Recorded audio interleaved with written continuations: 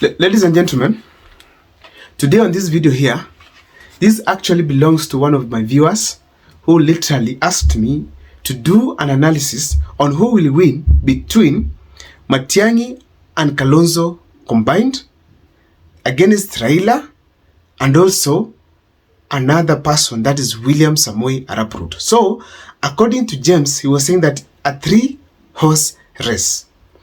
That is going to form the basis of this analysis here today. But before I take you through, kindly if this is the first time you're watching my videos, take a second or two and subscribe. And also after watching, please let me see your comments in the comment section. Also, there's a like, thumbs up. Please press it. It helps me and it helps to grow my YouTube channel. Thank you so much. Let me give you 2 seconds to subscribe. Thank you so much for subscribing. Now, I'm really delighted to do this video because this is one of my viewers who asked me to do it. And I'm going to include my number in every video that I'm going to do so that at least you can reach me out directly and tell me, Mokwa, do this. You can call me. You can support the channel. I mean, that's the best thing I feel I should do so that at least we can engage. Because when I get this kind of a request, I feel good that you guys trust some of the things that I do here. Now, let me dive into the topic today. We have Matiang'i and Kalonzo combined, then Raila and Ruto. All of them in the ballot in 2027. This is something that can happen. It is not that Raila Odinga cannot run for presidency come 2027. It can work very well in their political matrix. So it's something we can expect. Now let me ask this: Kalonzo and Matiang'i combined. Already it looks like Matiang'i and Kalonzo are in the same team, going for 2027. If you check on this, I want to look at them on all the 4 factors that people go for. 1, the popularity. 2, the financial muscles. 3, and also I'm talking about the political backyard. All right? Your political backyard. 4, and of course, we can also talk about the effect of these people coming together. Number 1, let me talk about Kalonzo Musyoka. When I look at money, when you have Kalonzo Musyoka and Matiang'i, meaning Uhuru Kenyatta is in the midst. That means this guy is going to be able to get money for these people through either fundraising through the Mount Kenya mafias, and of course you can also source internationally. Matiang'i has also raised from friends here and there because these people were in government before.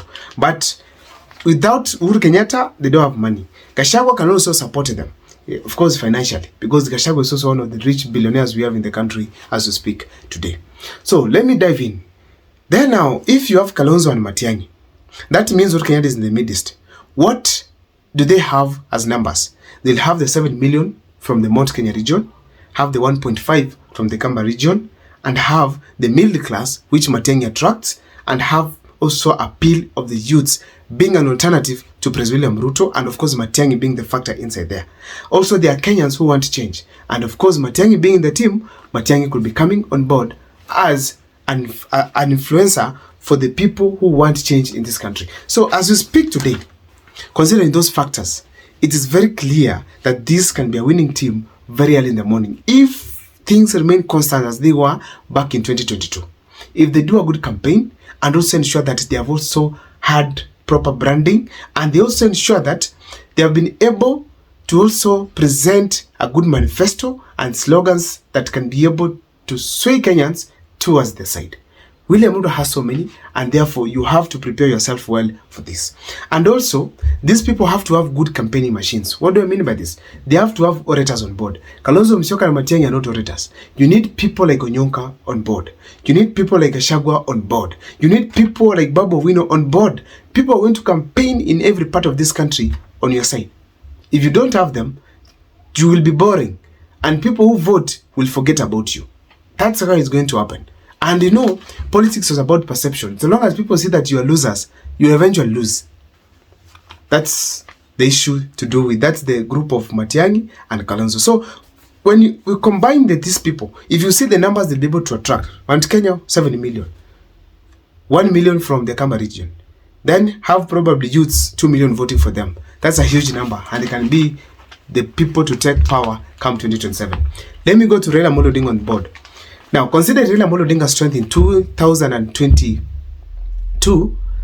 It is very clear that Raila Odinga has lost the influence that he used to have. Unless he rebrands himself, which I doubt because Kenyans are seeing him from another angle this time around, it is not going to be possible that Raila Amolo Odinga is going to attract the same numbers as he did before. So when I check on Raila Amolo Odinga, the cost is intact because Ali Hassan Joho is on board. Still, he has not lost anyone from the coast. And I don't see the people of the coast complaining and attacking Raila that much. So statistically, you can say the coast region is intact. If you go to Luo Nyanza, it's also intact. But if you go to Western, there's a lot of opposition there. It must have reduced significantly. They are not seeing him as a savior the way they used to see him back in 2022.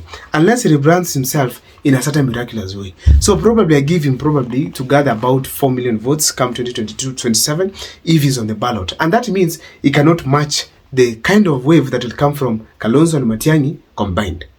So therefore, you cannot expect Raila Amolo Odinga to be the president come 2027. Now, unless and otherwise. Going back, also, I forgot to say that his association with President William Ruto really killed the spirit of the youths toward the support of Raila Amolo Odinga. And apart from that, people hated him naturally for even associating himself with President William Ruto. Also, considering the killings that occurred on 25th June 2024 and the abductions that followed subsequently, that means very well Raila Amolo Odinga does not have the best wishes from Kenyans as it was before. Let me dive in now to Ruto.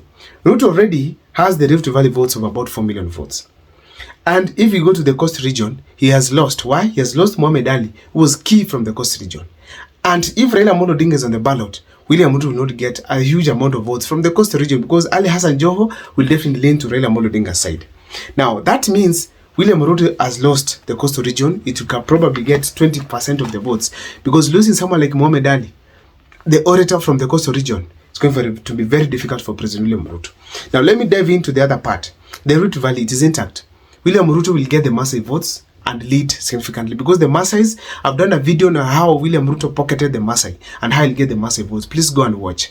Now, considering the Rift Valley, that is the North Rift where we have the Kalenjins, William Ruto, of course, has a upper hand and is going to get votes from there immensely. Let me dive into the Kisii.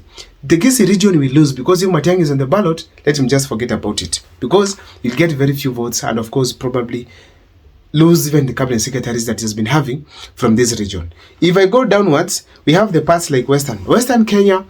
If William Ruto does not have Raila Amolo Odinga, he will definitely lose from there. And if you're going to have Eugene Wamalwa, Natembeya leaning towards Kalonzo and Matiang'i's side, he's going to lose.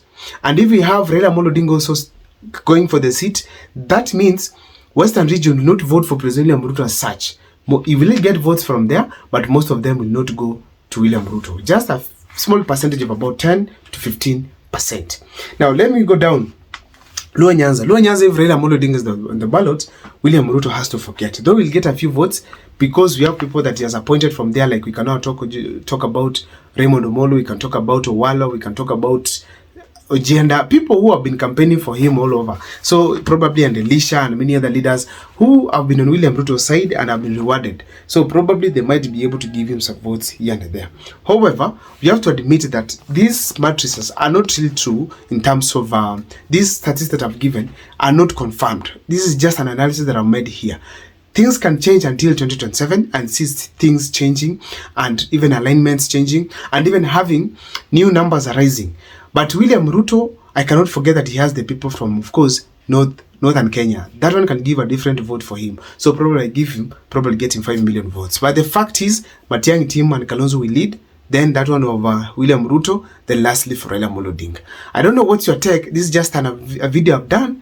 Basically, for my viewers, and actually to be specific, James who requested for this video to be done here today. Thank you so much for watching. James, I hope I have reached to where you wanted. Thank you so much. See you next time for more videos.